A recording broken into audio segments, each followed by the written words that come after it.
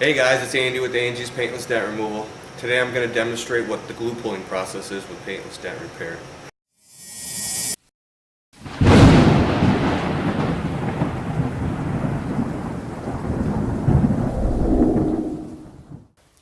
Okay, so the process has, it's got different tabs that we use, and then it's got different types of glue. There's a lot of different types of glue.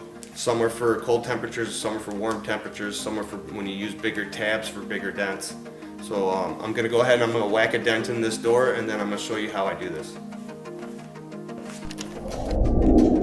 Okay, so inside of every panel there's structural bracing, and sometimes you'll just get the dent where it's inside the brace and you can't get to the back side of it. So now what we got to do is we got to try to raise that metal up to become like a reverse dent. Now the dent is pointing upwards instead of downwards towards the inner side of the panel. What this is going to do is going to allow me to work the dent from the top side of the panel instead of the inner side of the panel. Basically taking my tap down and tapping those high spots back down until it's flat again.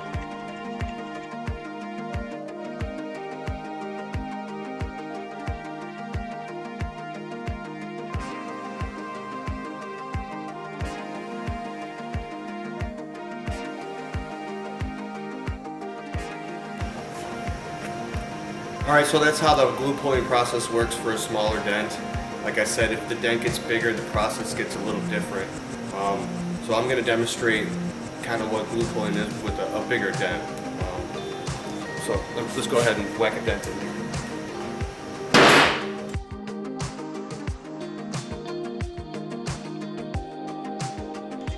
Alright, so this is a pretty good sized dent. I'd say it's about 3 inches, maybe a little under 3 inches. This type of dent is a bit deeper. It's going to take a lot more pulls and tapping down to get it to actually go back flush and flat again.